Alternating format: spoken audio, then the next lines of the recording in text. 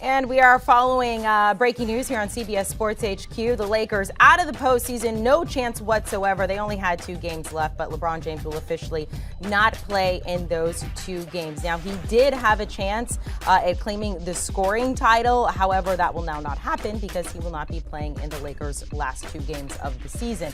The Lakers issuing this statement: LeBron James' left ankle was recently reevaluated by Lakers medical staff, and it was determined that due to the ankle sprain James suffered in a game on March 27th, he will miss the remainder of the 2021-22 NBA season to allow for continued healing and an expected full recovery. Let's welcome in Avery Johnson to talk about LeBron James. What was a very disappointing end to the season for him. He will not play in their final 2 games of the season. The first one against the Thunder tonight, Avery, but he will not also have the chance to claim that scoring title.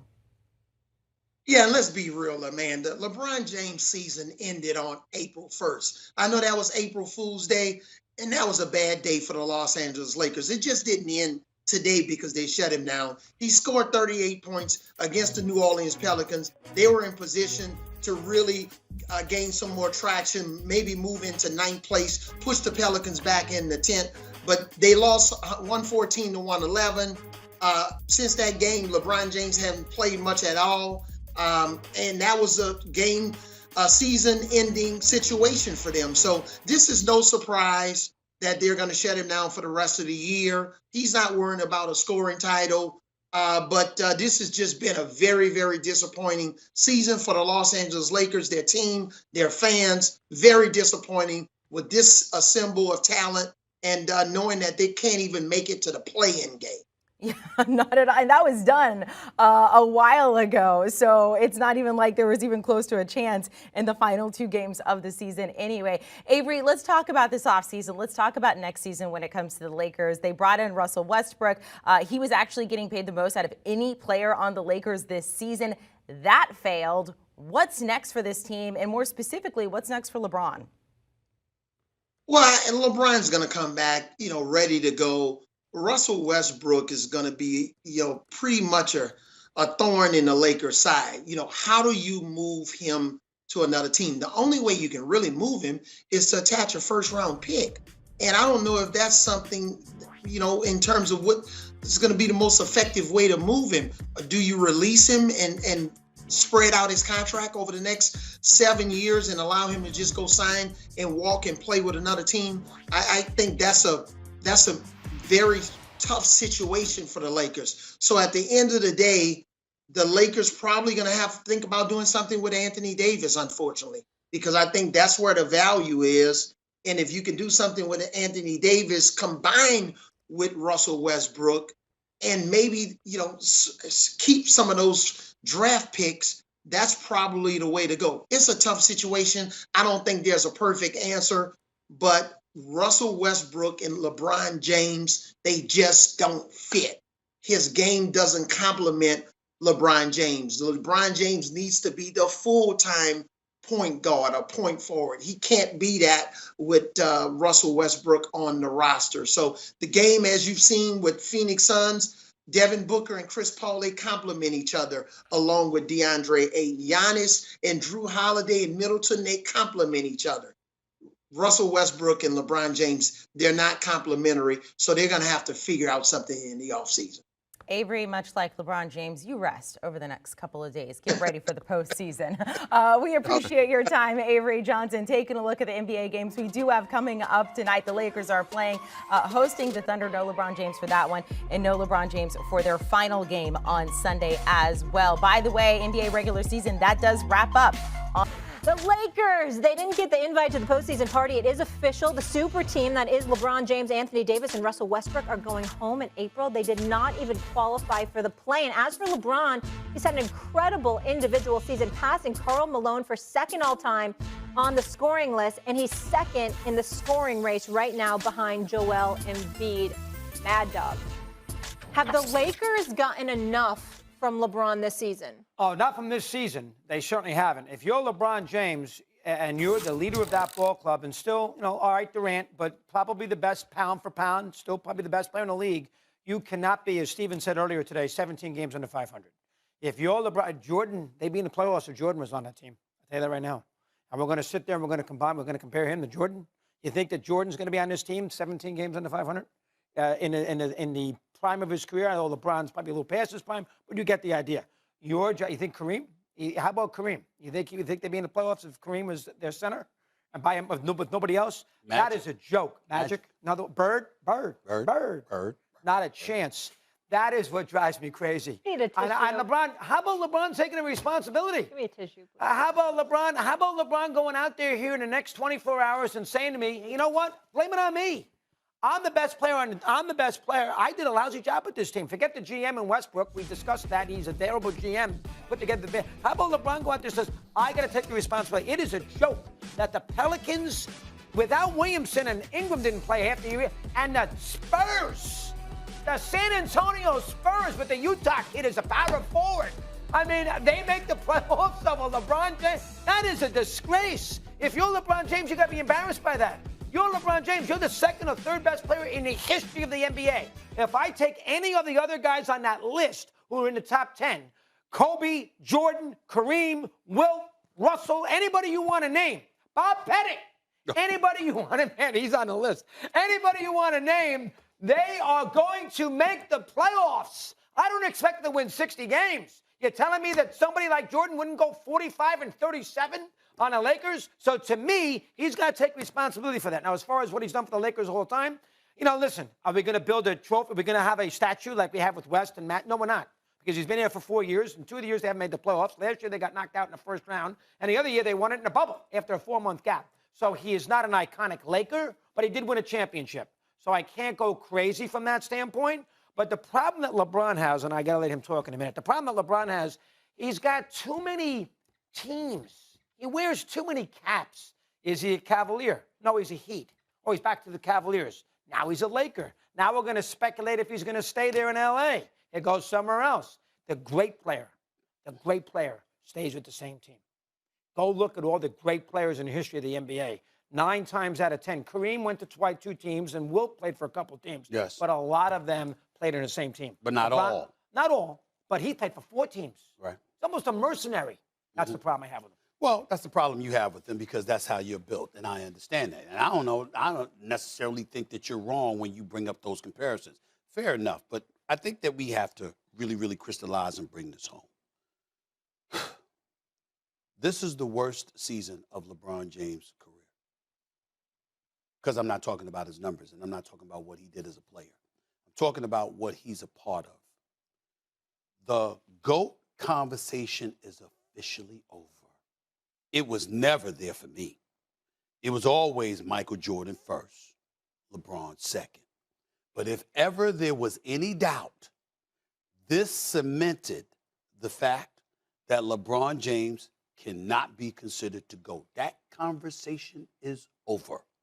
And you know why it's over? Because LeBron James was on the Lakers averaging 29, 30 points a game, and this still happened. If he was injured and missed games and he was playing hobbled and we looked at him and he's averaging 16 or 17, you know what? He can get away with that. We can look at him and say, damn, he was really hurt. He just wasn't healthy. Oh, no. You were good enough to average 29 a game. How come you weren't good enough to get your troops in order so you could be a respectable team? This is a man that spoke out and said he was against the play-in. Now you ain't even make the play. Okay, the New Orleans Pelicans, without Zion Williamson, and the San Antonio Spurs, years removed from the retirement of Tim Duncan, Manu Ginobili, and Tony Parker, nowhere close to 500, they are going to the playoffs ahead of a team led by LeBron James. And when you look at it from that perspective, the GOAT conversation has officially ended. It's done. And oh, by the way, the Lakers, this is the worst season in the history of the franchise. The history of the franchise. They missed the playoffs 6 years with Kobe. One of a couple of those years he was hurt. They missed the playoffs. But guess what? They were expected to because they weren't that good. This team was a championship contender. We looked at Russell Westbrook. We looked at Anthony Davis. We looked at LeBron James. We said they're going to compete for the title. And you don't make the playoffs when not 8, but 10 teams are allowed in a conference to make the postseason. It is a disaster. It's not all on LeBron James. But the fact of the matter is, you got coaxed into Russell Westbrook. I want to be here. Could have had Buddy Hield for Kyle Kuzma. Could have worked out. Could have had a deal worked out where DeMar DeRozan had a sign and trade working. Aaron Goodwin and those boys had a sign and trade deal ready to go for DeMar DeRozan. Okay, you could have had that. But what y'all wanted to do was go in the direction of a Russell Westbrook. And Russell Westbrook has taken a lot of hits. Russell Westbrook can't shoot, but he can still play. Russell Westbrook's in a different situation. We don't see what we saw this year. You can make an argument that that environment and the LeBron factor made Westbrook worse. And so when you look at it from that perspective, the only thing that I got against Russell Westbrook, you can't sit up at a press conference and say, I had no expectations. That's a lie. Or you don't belong being a Laker if you say, I'm not talking about his game. I'm just talking about the responsibility of knowing you walk up in there, you come with expectations. Time out. All of those things. So I'm not clear on your answer, though. Has LeBron given the Lakers enough this season? No. Okay. Absolutely not. Okay. Because we weren't looking at LeBron. If LeBron averaged 27 like he has throughout his career, okay, but he was a better leader this year, what's the difference? They win more games.